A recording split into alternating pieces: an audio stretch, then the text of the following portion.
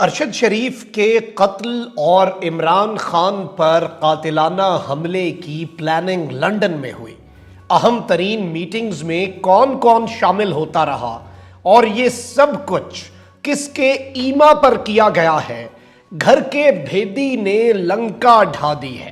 نہ صرف نیا پنڈورا باکس کھل چکا ہے بلکہ نواز شریف، مریم نواز اور لندن میں مقیم پاکستان کی قسمت کا فیصلہ کرنے والے بہت سے باسیوں کا اس سب میں کیا کردار ہے؟ پورے کا پورا منظرنامہ ہی تبدیل ہو چکا۔ بسم اللہ الرحمن الرحیم۔ السلام علیکم ناظرین کرام، میں ہوں مخدوم شہاب الدین اور آپ دیکھ رہے ہیں میرا فیس بک اور یوٹیوب چینل۔ امید کرتا ہوں آپ سب لوگ بخیر و عافیت ہوں گے اور جہاں بھی ہوں گے اپنے اہل خانہ سمیت خوش بھی ہوں گے اور محفوظ بھی۔ ناظرین کرام، ارشد شریف شہید جو کہ پاکستان کی صحافت کا سب سے بڑا نام تھے، ان کی شہادت اور ان کے حوالے سے جو دیگر تمام تر چیزیں، چاہے پوسٹ مارٹم رپورٹ ہو، چاہے کینیا کی پولیس کا موقف ہو، چاہے یہ ساری کی ساری چیزیں، ایک ایسی کنفیوژن کریٹ کی گئی جس سے یہ پورے کا پورا معاملہ نہ صرف متنازع ہو جائے بلکہ شفاف تحقیقات عملاً ناممکن ہو کر رہ جائیں، اس طرح کا ایک نیریٹو بھی بنا۔ اب اس سب کے اندر ایک جانب تو عمران خان صاحب پر قاتلانہ حملہ بہت بڑی چیز تھی، اور اس سب کے اندر عمران خان صاحب نے آج ایک مرتبہ پھر زمان پارک میں صحافیوں سے گفتگو بھی کی، اور اس میں انہوں نے کہا کہ مجھ پر دوبارہ بھی حملہ ہو سکتا ہے لیکن میں تمام تر خدشات کے باوجود راولپنڈی پہنچوں گا۔ لاہور زمان پارک میں صحافیوں سے ملاقات میں گفتگو کرتے ہوئے عمران خان کا کہنا تھا کہ لانگ مارچ اسلام آباد سے راولپنڈی کیوں جا رہا ہے، حکمت عملی جلد سامنے آ جائے گی اور میرا مطلب سب سمجھ جائیں گے۔ میرے زخم جلدی ٹھیک نہیں ہو سکتے لیکن زخمی ٹانگ کے ساتھ ہی میں لانگ مارچ کی قیادت کروں گا۔ اور عمران خان صاحب نے آرمی چیف کی تقرری کے حوالے سے بھی کہا کہ میرٹ پر ہونی چاہیے، میں اس کا قائل ہوں، سیاسی جماعتیں عوامی حمایت کھو چکی ہیں، اس لیے یہ جماعتیں الیکشن سے فرار چاہتی ہیں۔ اور انہوں نے یہ بات بڑی واضح کی لانگ مارچ کے حوالے سے، پنڈی میں جو شرارت کرنے کا ایک منصوبہ ہے کہ مجھے پتا ہے کہ میری جان کو خطرہ ہے اور دوبارہ بھی حملہ ہو سکتا ہے لیکن ان تمام تر خدشات کے باوجود میں راولپنڈی پہنچوں گا۔ عمران خان صاحب نے ایک مرتبہ پھر کہا کہ ارشد شریف کے قاتلوں کو کیفر کردار تک پہنچانا بہت ضروری ہے۔ اب یہ سب کچھ آپ اپنے ذہن میں رکھیں۔ اب اس سب کے اندر نون لیگ پر ایک پریس کانفرنس نے بجلیاں گرائی ہیں۔ ویسے تو بڑی پریس کانفرنسیں ہوئیں، وہ ایک میجر روکھڑی صاحب ہے، وہ فیصل باڈا، عمران خان کے خلاف بہت سے کردار، عمر فاروق، اس طرح کے لانچ کیے جاتے ہیں اور وہ ٹھس بھی ہو جاتے ہیں، لیکن نون لیگ کے ساتھ 20 سال سے منسلک رہنے والا کردار، اور نون لیگ کا چونکہ اور نواز شریف کا چونکہ اصل گھر تو لندن ہے، وہ تو پردیسی ہیں، وہ تو ادھر روزگار کے سلسلے میں آتے ہیں، یہاں سے پیسہ کما کر واپس اپنے اہل خانہ کو وہ پیسہ بھی بھیجتے ہیں لندن میں، وہاں پر بھی چلے جاتے ہیں۔ اور ان کا ویسے عجیب سا معاملہ ہے، مشرف صاحب نے انہیں ایگزائل میں رکھا، جلا وطنی میں رکھا۔ اس وقت یہ فرماتے تھے کہ مشرف کی وجہ سے ہم ایک عید بھی پاکستان میں نہیں کر پا رہے، ہائے اللہ ہم پر ظلم ہو گیا۔ جب یہ وزیر اعظم بنے تو ساری عیدیں خود باہر بھاگ کے ادھر کرنے جاتے تھے کیونکہ فیملی تو ادھر ہے۔ اب مسلم لیگ نون لندن کے ترجمان ہیں، یعنی کہ ان کے ریپریزنٹیٹیو ہیں تسنیم حیدر شاہ، انہوں نے دعویٰ کیا کہ چیئرمین تحریک انصاف عمران خان پر حملہ اور صحافی ارشد شریف کے قتل کی سازش لندن میں ہوئی۔ تسنیم حیدر شاہ نے اپنے ایک بیان میں بتایا کہ گزشتہ 20 سال سے مسلم لیگ نون سے منسلک ہوں، نواز شریف کے ساتھ حسن نواز کے دفتر میں 3 ملاقاتیں ہوئیں، یعنی کہ 3 میٹنگز ہوئیں۔ مجھے میٹنگ کے لیے بلا کر بتایا گیا کہ ارشد شریف اور عمران خان کو قتل کرنا ہے۔ پہلی میٹنگ 8 جولائی، دوسری 20 ستمبر اور تیسری 29 اکتوبر کو ہوئی۔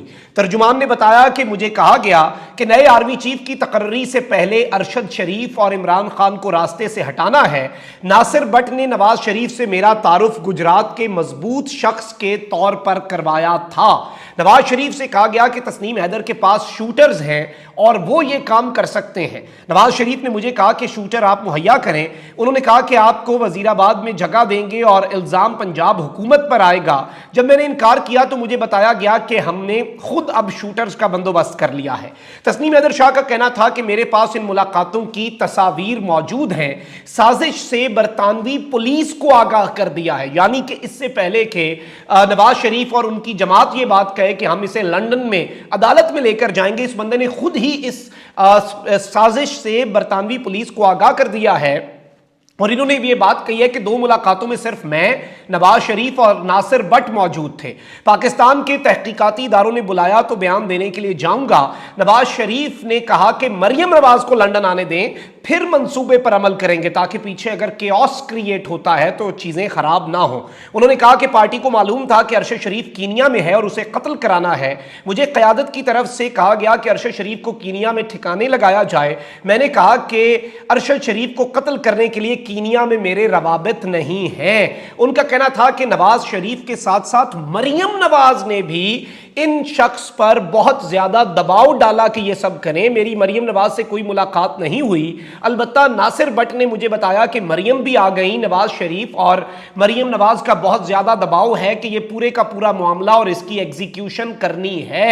تسنیم حیدر کا کہنا تھا کہ پہلے بھی میٹنگز ہوئیں، کبھی ایسی باتیں نہیں ہوئی تھیں، اب ان کے الفاظ پر میں نے الگ ہونے کا فیصلہ کر لیا ہے، اور ناصر بٹ کو پارٹی میں نائب صدر بھی میں نے بنوایا تھا۔ اب یہ ایک بہت بڑا پہلو ہے اس سب کے اندر۔